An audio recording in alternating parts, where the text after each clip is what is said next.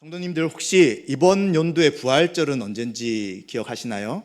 네, 올해는 4월 5일이 부활주일입니다. 그래서 작년부터 아마 한 몇 년 된 것 같은데 여의도 같은 데서 모여서, 여의도는 아니고 어디죠 저기가? 네, 광화문에 모여가지고 부활절에 퍼레이드도 하고 또 부스를 만들어서 또 여러 교단이나 또 선교단체 또 교회들이 홍보하는 그런 일들을 하고 있습니다. 올해는 굉장히 많은 교단, 제가 뉴스를 보기에는 72개의 교단이 함께 모여서 이제 부활주일 행사를 준비한다고 합니다. 이렇게 이제 부활절 행사를 크게 하다 보면 안 믿는 분들이 기독교에서 말하는 부활이 뭐지? 라고 궁금해할 수 있어요. 만약 여러분들에게 어떤 분들이 기독교에서 말하는 부활이 뭐예요? 라고 묻는다면 부활이 예수님이 살아났다는 것 같은데, 또 들으니까 예수님도 살아나지만 예수님 믿는 사람들도 살아난다고 하는데 그게 뭐예요? 라고 묻는다면 여러분들은 뭐라고 답하시겠습니까? 오늘 읽었던 본문이 바로 고린도 교회에 있는 일부 성도들이 이제 두 가지 질문을 사도 바울에게 하는 것입니다. 하나는 죽은 자가 부활하는 것이 뭐냐? 어떻게 죽은 자가 살아나느냐? 하는 것이고요. 또 한 가지는 만약 죽은 자가 살아난다면 도대체 그 부활을 입은 몸이란 것은 어떤 형태를 가지고 있는가라는 것들을 질문하였습니다. 그래서 사도 바울은 이 두 가지를 답변하면서 부활이 어떤 의미가 있는지를 하나씩 설명해 주고 있는 본문입니다. 그래서 오늘은 부활을 통해 얻을 몸, 조금 더 추가한다면 부활을 통해 얻을 영광스러운 몸, 그것이 무엇인지를 생각하며 함께 은혜를 나누고자 합니다. 사도 바울은 두 가지 질문을 답한다고 했습니다. 첫 번째는 죽은 자들이 어떻게 살아날 것인가? 죽으면 끝 아닌가? 예수님 부활했지만 우리 성도들도 다시 살아날 것인가에 대해 의문을 제기하는 일부 성도들에게 사도 바울은 비유를 들며 설명합니다. 씨에 대한 비유를 듭니다. 밭에 뿌려진 씨는 어떻게 됩니까?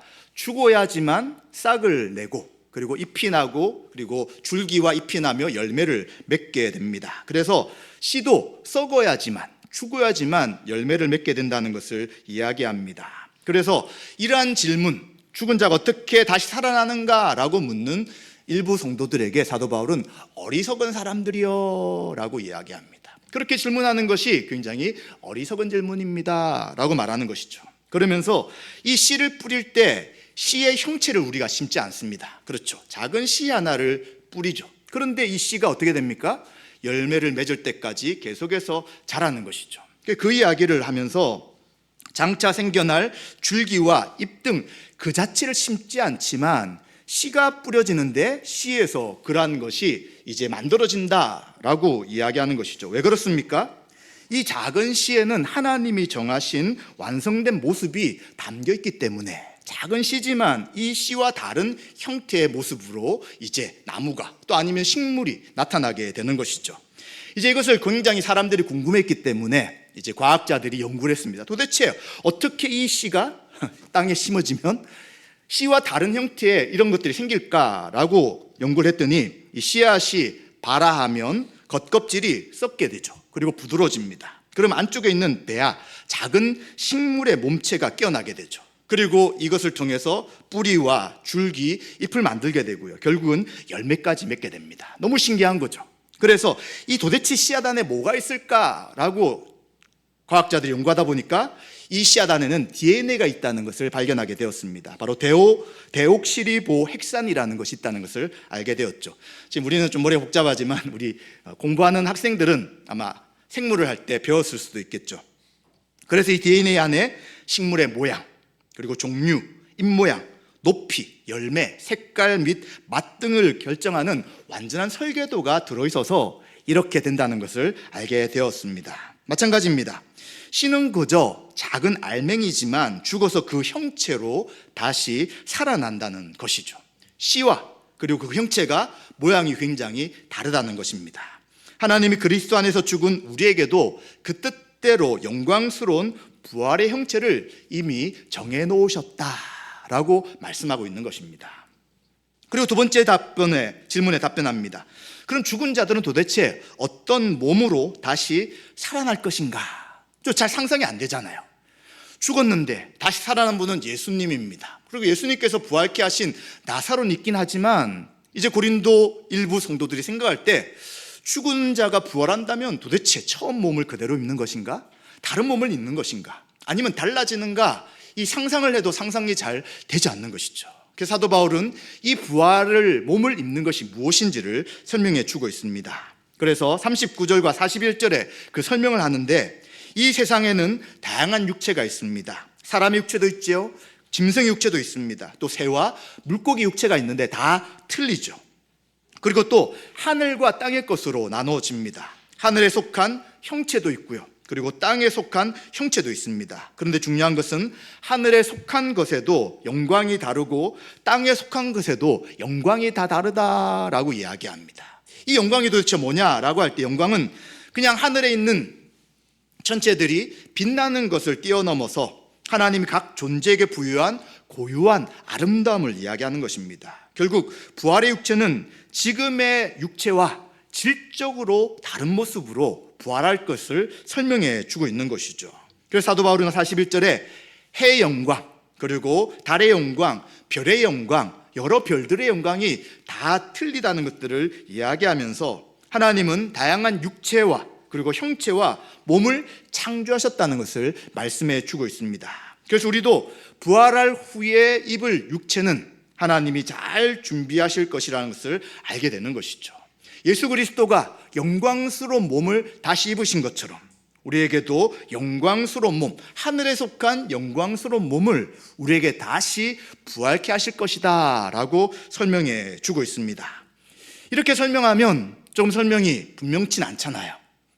그래서 사도 바울은 이 육체, 지금 가지고 있는 육체와 영광을 입을 육체를 조금 더 상세하게 42절부터 49절까지 설명해 주고 있습니다.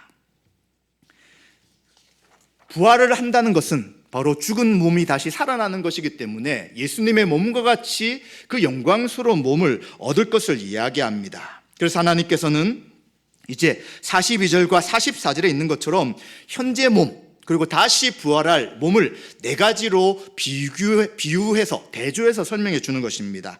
자, 첫 번째 대조는 뭐냐면 썩을 것으로 심고 썩지 아니할 것으로 다시 살아납니다. 현재 몸은 어떻습니까? 이제 죽게 되면 부패하게 되고, 그리고 시간이 지나면 흙으로 돌아가 버립니다. 그런데 점점점 노화와 결국 사망에 이르게 되지만 부활의 몸은 어떻냐면 썩지 않을 것이라고 말씀합니다. 그리고 부활한 몸은 노화나 쇠퇴나 사망이 없을 것이다 이야기합니다. 지금 굉장히 기쁨이 생기죠. 안티에이징 하면서 우리가 화장을 해야 되고 피부를 관리해야 되지만 이제 부활한 몸은 그게 필요 없다고 이야기하는 것입니다. 그래서 욕된 것으로 심지만, 그리고 영광스러운 것으로 다시 살아난다라고 이야기하면서 썩을 것을 심지만 썩지 않는 몸을 입을 것이다 라고 말합니다. 또 두 번째는 욕된 것으로 심지만 영광스러운 것으로 다시 살아난다 라고 말씀합니다. 현재 몸은 욕되다고 설명하고 있고요, 장차 입게 될 부활의 몸은 영광스럽다고 말씀합니다. 장차 입을 영광이 부활하신 그리스도의 영광과 같다면 현재 몸과 당연히 비교할 수 없는 것이죠. 예수님의 육체가 변화를 겪었던 적이 있었습니다. 언제였냐면 변화산이란 산에서 형체가 바뀌셨어요. 어떻게 바뀌셨냐? 너무 희고 강체가 나가지고 사람들이 그 예수님의 변화된 몸을 직접 볼 수 없을 정도로 빛난 모습을 보이셨어요. 그래서 그 영광스러운 몸을 제자들 몇 명이 보게 된 것이죠. 마찬가지입니다. 현재 우리의 몸은 온갖 무가치한 부분들, 무가치하다고 이야기하는 것이 쓸모없다는 것이 아니라 죄된 생각과 행동을 통해서 이제 그것을 하는 수단이 될 때가 있어요. 그렇죠? 우리가 예수님 믿고 믿음으로 살자고 하잖아요. 그리고 하나님의 뜻대로 순종하려고 하는데 자꾸 육체가 죄를 짓는 것에 빠를 때가 있어요. 하나님 말씀에 불순종하도록 우리 육체가 자꾸 그것으로 휩쓸 때가 있다는 것이죠. 그러한 부분에서 이제 욕되다고 설명하는 것입니다. 그런데 이제 이러한 육체가 아니라 죄를 더 이상 짓지 않고 영광스러운 예수님의 형체와 같은 몸을 얻을 것을 이야기합니다. 그리고 세 번째 대조는 약한 것으로 심지만 강한 것으로 다시 살아난다라고 이야기합니다. 현재 몸은 강한 것처럼 보이지만 굉장히 약합니다. 그런데 장차 있게 될 부활의 몸은 강하다라고 말씀하죠. 현재 몸은 어떤 상황 속에서 해를 당할 때가 있어요. 바이러스가 들어와도 그 바이러스 때문에 병에 걸리고요. 또 뭔가 갑자기 많은 몸의 어떤 것을 쓰게 되면 몸에 근육이나 뼈가 상하게 될 수도 있죠. 그리고 우리 몸에 있는 장기가 60년, 70년, 80년 쓰다 보면 점점 약해져서 이제 몸에 이상이 생기는 병을 얻게 됩니다. 그런데 이러한 연약한 몸, 그리고 하나님 뜻대로 살 수 없는 이런 몸이 아니라, 그리고 이제 이 몸을 강하게 하셔서 병에 걸리지도 않고 죽지도 않고 그리고 죄에 굴복하지도 않는 그러한 영광스러운 몸을 주실 것을 이야기하는 것이죠. 그리고 네 번째 몸은, 현재 몸은 육의 몸이죠. 육의 몸이란 것은 물질적이고 그리고 유형적이에요. 있다가 이제 어느 정도 시간이 지나면 사라지게 되는, 그리고 영혼과 육이 함께 결합되어 있는 존재하는 몸입니다. 그러나 신령한 몸은 분명히 물질적인 몸이지만 그 존재함이 성령님과 관련되어 있기 때문에 신령한 몸을 얻을 것이다 라고 말씀하고 있습니다. 성령님은 부활하신 그리스도의 생명과 능력을 우리에게 적용해 주십니다. 성령님께서 부활할 몸 가운데 역사하시기 때문에 우리의 몸을 신령한 몸으로 부활케 하신다는 것을 말씀하시죠. 신령한 몸 더 이상 썩어짐이나 욕됨이나 약함이 없습니다. 썩지 않고 영광스러우며 강한 몸으로 부활케 하실 것을 말씀합니다. 그렇기 때문에 신령한 몸으로 부활한다는 것은 사망이 정복당했다는 것에 확실한 증거가 되는 것이죠. 왜 그렇습니까? 죄의 결과는 사망이라고 했잖아요. 아담과 하와가 하나님 말씀에 불순종하며 스스로 인간이 창조주처럼 되겠다고 했을 때 죄가 들어옵니다. 그리고 죄의 결과로 죽음이 찾아오게 되죠. 하나님은 이미 하나님의 명령을 불순종하면 반드시 죽을 것이다 라고 말씀하신 것이죠. 그런데 다시 육체가 신령한 몸을 입고 부활한다는 것은 죄와 사망의 모든 권세가 다 해결되었다는 것을 분명히 말해주는 것입니다. 사도 바울은 이렇게 네 가지 현재의 몸과 새롭게 부활할 몸을 대조한 다음에 44절부터 49절에 이제는 육의 몸과 영의 몸에 대한 자세한 이야기를 설명합니다.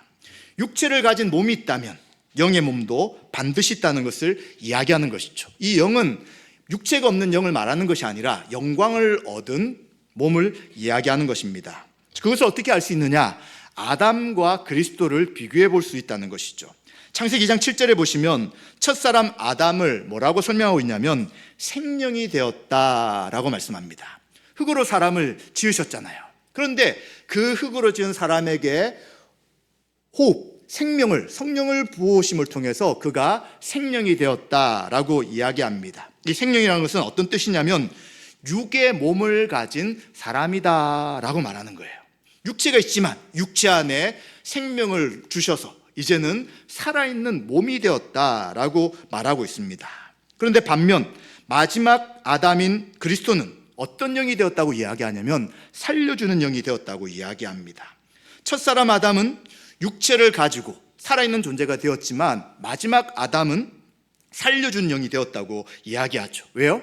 아담은 죄로 인해서 이제 그는 영생을 살지 못하고 흙으로 돌아가는 유한한 존재가 되었습니다.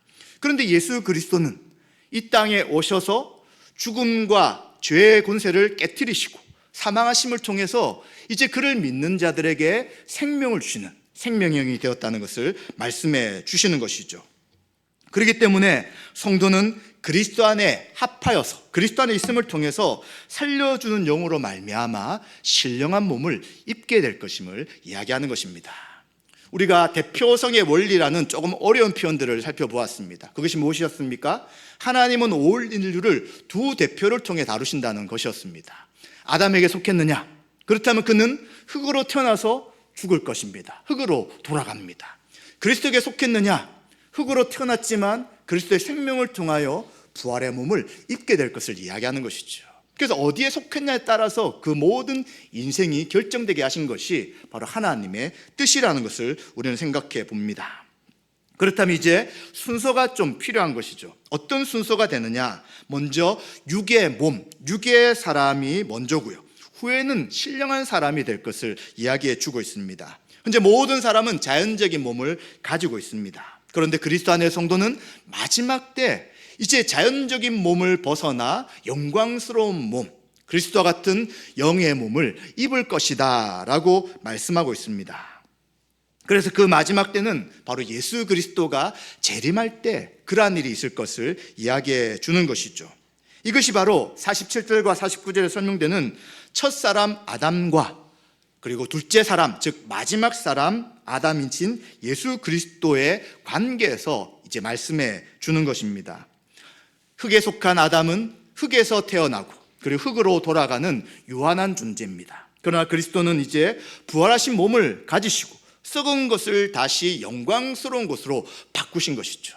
그래서 그리스도 안에 있는 자들은 이 영광스러운 몸을 얻을 것을 분명하게 말씀해 줍니다. 그래서 전체적으로 다시 한 번 더 어떤 이야기를 하고 있는지 정리를 하게 되면, 믿음으로 그리스도와 합한 성도들은 마지막 때 아담 같은 흙으로 돌아갈 이 몸이 다시 부활하여 영광스러운 몸을 얻게 된다는 것입니다. 그리고 죽은 후에, 그리고 예수님의 재림하실 때 혹시 살아있는 사람들은 살아있는 그 몸이 영광스러운 몸으로 변화될 것이고요. 그리고 죽은 자들은 다시 살아나 그 영광스러운 몸을 입는 것이 욕된 그리고 약한 육체가 새롭게 몸을 입을 그 하나님의 은혜며 그것이 부활의 몸이다 라고 설명해 주고 있는 것입니다.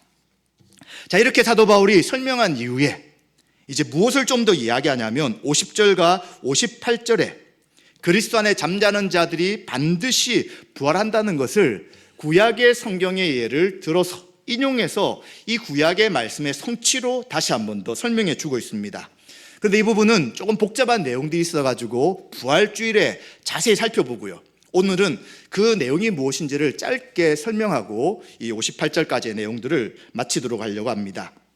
자, 문제 사도 바울은 첫 번째, 왜 부활을 해야 되느냐라는 것들을 뭐라고 설명하냐면, 예수님께서 하나님 앞에 온전하게 되시고 또 예수님이 먼저 영광을 받으신 것처럼 욕된 몸, 이 육체적인 몸을 가지고는 결코 하나님 나라를 유업으로 받을 수 없다라고 말씀하는 것입니다. 그래서 왜 우리가 육체를 벗어나서 새롭게 변화된 육체를 가지고 하나님 앞에 가야 되느냐 할 때, 그것은 바로 우리가 받는 하나님 나라는 이 땅에 속한 것이 아니라 의와 평강과 희락의 나라이기 때문에 신령한 몸을 가지고서만 하나님 나라에 들어갈 수 있다라고 설명합니다.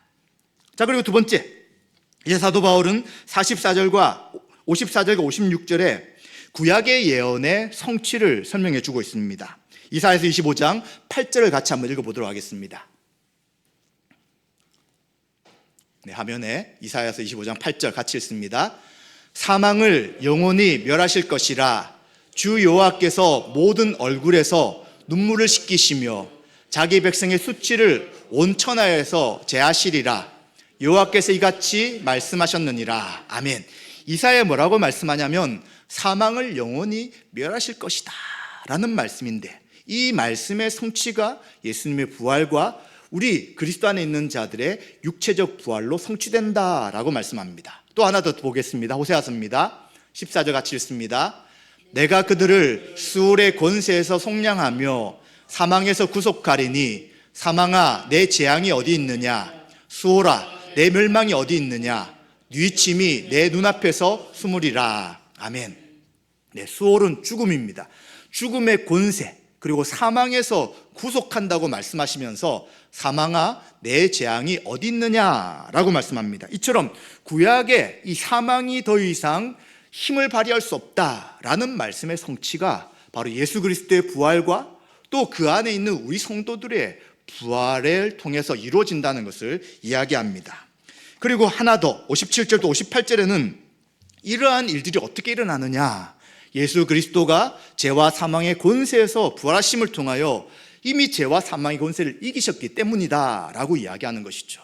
그래서 그리스도 안에 있는 우리 성도들은 그리스도의 그 죄에 대한 승리가 우리에게 적용되고, 따라서 우리 성도들은 부활의 몸을 입어 그 영광스러운 그리스도와 같게 될 것입니다 라고 설명해 주고 있습니다. 자, 이 부분은 부활주일에 다시 한 번 더 자세히 살펴보도록 하겠습니다. 사도 바울은 이러한 방식을 통해서 성도가 죽은 자가 어떻게 살아나느냐를 설명하고 있고요. 그리고 죽은 자가 얻을 그 몸이 무엇인지를 말씀해 주고 있습니다. 죽은 자가 왜 부활한다고요? 예수님이 부활의 몸을 얻은 것처럼 지금 우리는 육체적인 몸, 썩어지고 없어지고 약한 몸을 가지고 있지만 이제 우리가 다시 부활의 몸을 얻을 때는 영광스러운 몸을 얻게 되고 그것은 이미 하나님께서 정하신 것이다 라는 것들을 이야기합니다. 그럼 어떤 몸을 입느냐?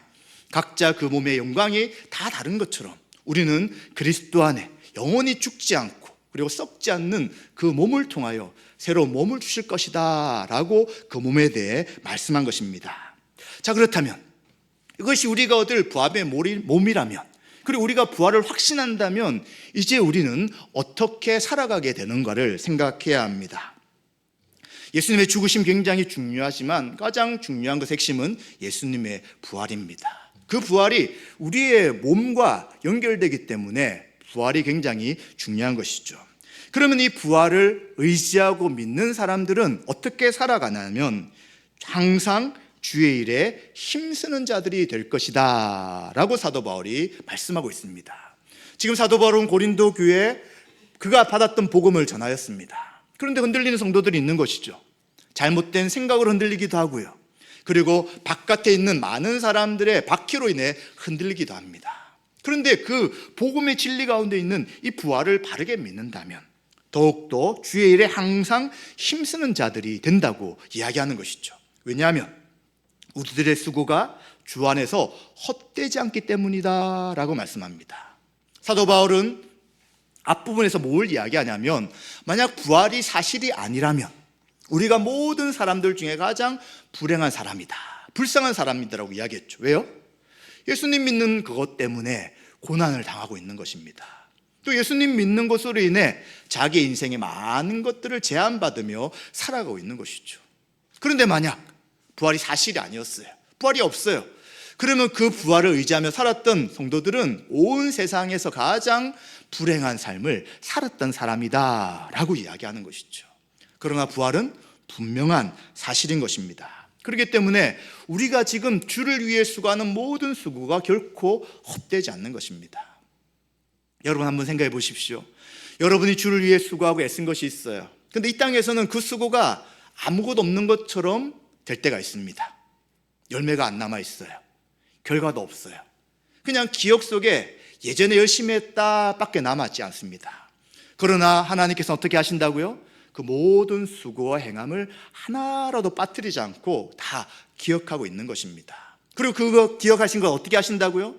부활의 육체를 우리에게 주실 뿐만 아니라 그 모든 수고를 반드시 갚아주신다고 말씀하시는 것이죠. 만약 이 땅의 삶이 전부라고 생각해 보십시오. 그리고 이 땅에서 결과가 없어요. 얼마나 허무합니까? 열심히 준비했는데, 열심히 했었는데 남은 것이 없어요. 노인과 바다에서 열심히 고기를 잡고 왔는데 아무것도 남아있지 않는 이 허무함이 인간에게는 있을 수밖에 없습니다. 그러나 성경은 허무함으로 인생이 끝나지 않는다고 분명히 말씀하죠. 이 땅에서 했던 모든 수고를 하나님이 기억하시고 그 수고를 다 갚으시는 것입니다. 그래서 우리 성도들의 수고와 애씀이 결코 아무것도 없는 것이 아니라 그것은 다 기억되게 하시고 그것을 다 갚으신다는 것을 우리는 꼭 기억하셔야 되는 것이죠. 그렇기 때문에 항상 더욱 주의 일에 힘써야 합니다. 혹시 예전의 기억으로 인하여 수고하는 것을 멈추신 분 계십니까? 내가 다 해봤는데, 내가 열심히 수고해봤는데 남는 게 없어요 라고 하는 분 있습니까? 이제 그것은 그냥 하나님께 맡겨야 합니다. 그리고 다시 어떻게 해야 된다고요? 항상 더욱 주의 일에 힘써야 되는 것이죠. 뭐가 힘쓰는 것입니까? 옆에 있는 지체를 사랑하며 섬기는 것입니다. 그들을 위해서 우리에게 준 은사로 섬기는 거예요. 효과가 없을 수 있죠. 저도 대학생 때 초등학교 아이들을 가르쳤어요. 반사로 그때는 이야기하잖아요. 교사로 했는데 이야기를 듣지 않아요. 떠들어요. 하지 말라고 해도 도리어 저한테 욕하고 덤비고. 그래서 내가 왜 이 아이들을 가르쳐야 되는가, 굳이 내가 일요일에 교회 와가지고 이 힘든 일을 왜 해야 되는가 하면서 몇 년을 고민할 때가 있었습니다.